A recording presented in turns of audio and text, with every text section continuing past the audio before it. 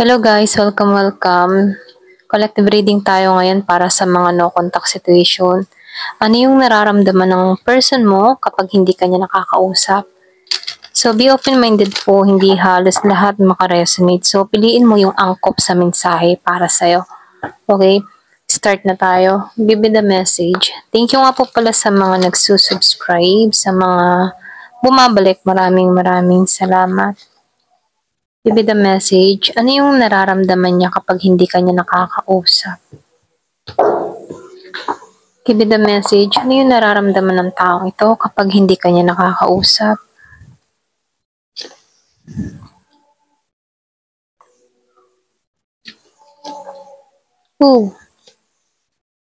Meron kang tao dito na iba sa inyo, no?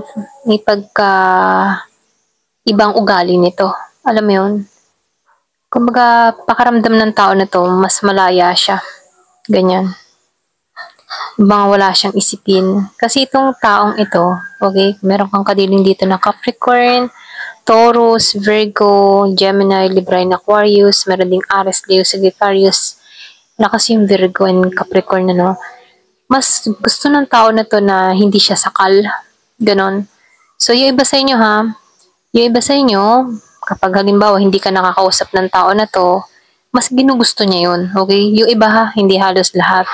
Pero ganun pa man, dun naman sa iba, nakikitaan ko dito, especially kay Virgo, nakikitaan ko dito na itong tao na to dun niya nakikita yung katahimikan, nagninilay-nilay, nag-iisip-isip, or pwede rin meron tong mga napagtatanto-tanto sa sitwasyong pinakaharap nyo. And then yung iba naman sa inyo, nagmamatigas, okay? Mas gusto yung pa nitong maging malaya sa sitwasyon. Ayan, kumbaga meron kang tao dito na nagmamatigas or pwede rin energy mo to, okay? Kumbaga wala ka lang pake, ganyan.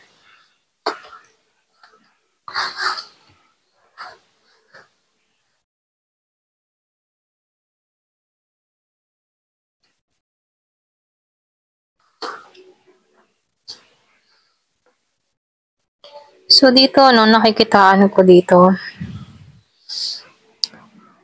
Meron ka ditong tao na iba sa inyo kaya hindi ka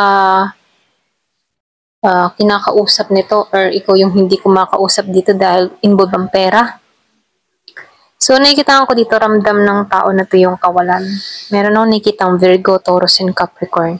Kumbaga hindi siya blessed sa mga nangyayari sa kanyang sitwasyon ngayon. Tapos dumating pa yung point na hindi mo to kinakausap. So ramdam niya dito ang pagkalugmok, okay? Ramdam niya dito ang kawalan kasi wala siyang masabihan ng kanyang mga problema. Ikaw yung tinuturing ng tao nito na pamilya. Kaya lang, nakikitaan ko dito, pwedeng iba sa inyo nagmamatigas ka, okay? So dito, nakikitaan ko dito, yung iba sa inyo, mas gusto mo pang wag tong kumontak sa'yo. Kasi kita mo sa taong ito, very toxic. Kaya dito, ramdam mo ang kalayaan nung nakawala ka rito. So dito, nakikitaan ko naman yung iba sa inyo, meron akong nakikitang Virgo, Taurus, and Capricorn, mas nagiging okay yung estado mo sa financial, So, ito lang yung nakikita ko. Yung iba sa inyo, meron mga pinagdadaanan sa financial, and then yung iba naman sa inyo, mas naging okay yung pinagdadaanan mo ngayon, okay? So, nakikita ko dito, yung iba sa inyo, mas pinili mo na lang ditong manahimik. Nakikita ko dito, meron ditong tao na hindi niya makita yung bagong simula. Pwede rin hindi niya makita yung bagong simula dahil wala ka ng pakikipag-usap sa taong ito, no? Kumbaga, deadma ka na lang, wala ka ng pakialam, or dinedma mo na lang talaga to ng tuluyan, okay? So, lumalabas dito, hindi lang to basta temporary situation. Meron dito nag-final decision at nag-close na sa connection na to, okay? Meron akong nakikitang Aries, Leo, or Sagittarius. So, talagang meron ako nakikita ditong hindi balanse. Ayan, hindi balanse siya pagdating sa pera. Meron itong mga pinoproblema. Pwede yung iba sa inyo, meron kang person dito na may pinagdadaanan financially. Kaya dito hindi siya balanse pagdating sa kaperahan, So dito, nakikitaan ko dito merong calling, merong ginising, or pwede rin may natauhan sa sitwasyon. So, nakikitaan ko dito, yung iba sa inyo, kaya hindi mo to kinakausap, merong mga nagpapalibang sa'yo, or merong mga pinagpupukusan kang iba, maliban dito sa taong ito. So, nakikitaan ko dito, iba yung priority mo sa buhay kaysa dito sa person mong ito, Yung iba sa inyo, nakarecover ka na dito.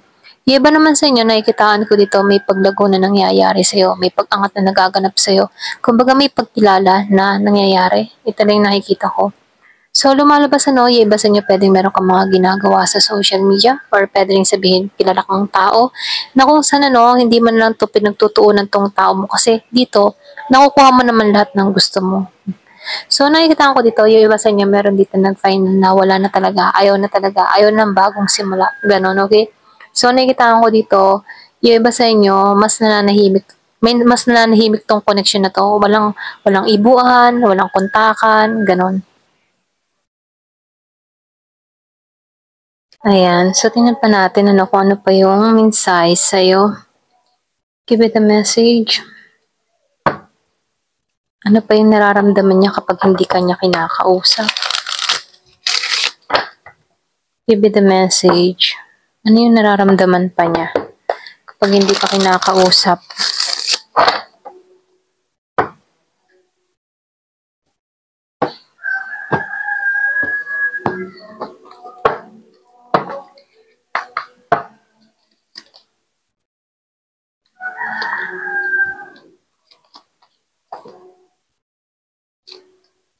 Yung iba naman sa inyo, yung iba kaya yung bang tipong, kaya hindi kanya kinakausap. Meron din pumupukaw ng attention sa kanya dito. Pwedeng meron kang person dito na meron ng bago, okay? Pwedeng bagong karelasyon, kaya hindi ka na niya kinakausap. Yung iba, hindi halos lahat. Meron akong nakikitang Gemini. So dito, yung iba naman sa inyo, nakikitaan ko dito. Meron kang tao nagkakaroon ng kaliwanagan. Kumaga naliliwanagan siya sa sitwasyon. Meron akong nakikitang tao na nagiging logic sa sitwasyon. Hindi niya pinairal yung nararamdaman. Ang pinairal ng tao na ito yung talino niya, okay? Yung talino niya sa connection na to. So dito, kung ikaw, pinag-aaralan mo tong tao na to, ganun din siya, hindi siya nagawa ng hakbang yung manguna, hindi siya ganun. So, yung iba naman sa inyo, nakikitaan ko dito, bumitaw na talaga. Wala nang, tipo na binitawan ka na or pwede rin ikaw yung bumitaw na dito. Kumbaga, pareho na kayong nagpaalam sa isa't isa or pareho kayong nagmo-moving on na sa bawat isa. Ganyan.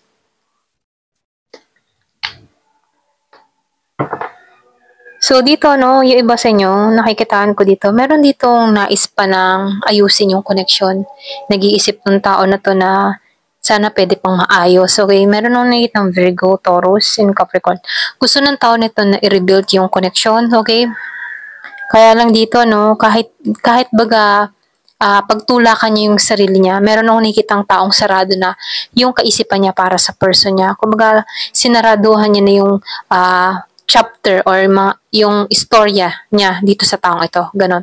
Or pwede rin ikaw, sinarahan mo na yung sa inyong dalawa, okay? Meron akong nakikitang close chapter, ganyan.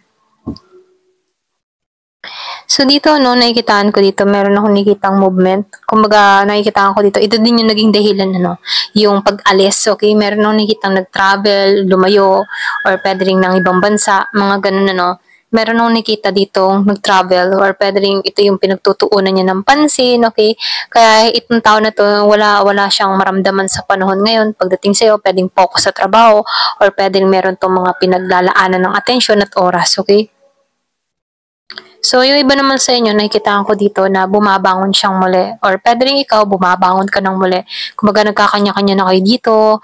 Ayan. So, meron akong nakikita ditong tao na energetic siya ngayon, Kasi nakikitaan ko dito nalampasan niya lahat ng mga pagsubok na kinaharap niya mula sa taong ito. Kumaga nakikitaan ko dito, itong tao na to, nagpasya na lang to na tumalikod, okay? Pwedeng ikaw or pwede rin siya. Meron akong nakikitang taong tumalikod na sa sitwasyon.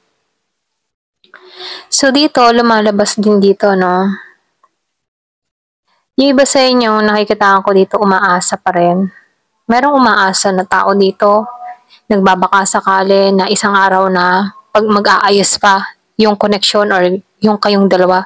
So, meron nakitang umaasa pa rin dito. Yung iba, hindi halos lahat sa part na to. Yung iba naman sa inyo, nahanap ng hustisya. Kumbaga, natagpuan niya yung hustisya niya. So, dito, ano nakikita ko dito, meron tao dito na tapos na siya sa sitwasyon, sa connection na to. Okay? Ayaw niya nang ipaglaban pa to. Ayaw niya nang ipagsiksikan yung sarili niya rito. Ganon. Kumbaga, napagod na. Merong napagod na tao or pwede rin bumitaw na lang talaga. Okay? Kumbaga, nakikita ko dito, meron ditong nabuksan ng kaisipan, nagkaroon ng kaliwanagan, or pwede rin merong napagtanto-tanto na kailangan ng bitawan, okay? So, ito lang yung nakikita ko dito, no? Kumbaga, lakas loob niyang inalisan na lang tong sitwasyon or tong connection na to, ganyan. So, tingnan natin kung ano pa yung hidden truth. Kung meron siyang hidden truth sa'yo, ano yung gusto niyang sabihin, okay?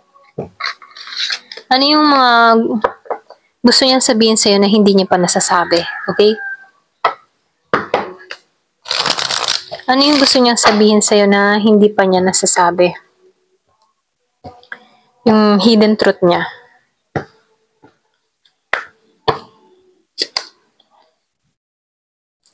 So, alam ng tao na to yung ginagawa niya. I knew exactly what I was doing. Alam niya talaga to, okay? Pwede rin sabihin may sinadya, may nanadya, or pwede rin talagang umpisa pa lamang alam niya na yung ginagawa niya. Na ganito yung kalalagyan ng sitwasyon niyo, okay? Alam din ng tao na to na siya yung distraction kung bakit ka nasasaktan. Kumbaga, ganun. Alam niya yun. Siya yung naging distraction kung bakit ka nasaktan. So, itong tao na to, meron siyang ganito, no? Masaya ka ba kahit wala siya? Ganyan. May mga tanong siya. Masaya kaya tong person ko kahit wala ako sa piling niya? Mga ganun. Alam na ng tao na to na kailangan na maghilom ngayon. Okay? Ngayon. Kailangan ng pakawalan. Kailangan maghilom na sa nakaraan. Alam niya yon. So, yung iba naman sa inyo, hinahanap ka pa rin ng tao na to sa kung saan, okay? Hinahanap-hanap ka niya. Nagsisi siya na nagsinungaling siya sa'yo. Pinagsisihan niya yun na nagsinungaling siya sa'yo. So, itong tao na to, lagi niya sinasabi dito, ano, ang oras nito ay hindi pa para sa, yung parang tipong, hindi pa ito yung tamang oras para sa ating dalawa. Ganon, okay? May mga ganon siyang moment. So, itong tao na to, no, yung iba, nakikita ko dito na we will be together again. Kung umaasam tong tao na to na magsasama pa rin kayo or magkikita pa rin kayo, ganyan. So, meron din ditong humihiling na I wish things could be different. So, maasa siya na ganun. Sana may pagbabago. Sana hindi ganito yung resulta. Sana, mga ganun, no? So, meron siyang mga hiling na ganyan. So, naalala ng tao na to yung mga detalye ng araw ding yun. Okay? Kung kailan kayo nag-usap, nagkakilala, yung mga pinagsamahan nyo. Okay? Kumaga, sariwa pa yung alaala.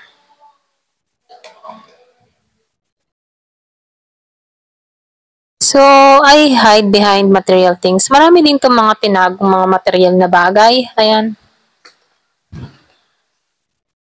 Ikaw yung naging maganda para sa buhay niya. Ikaw yung, kumbaga sa nangyari sa buhay niya, ikaw yung pinakamagandang nangyari. Okay?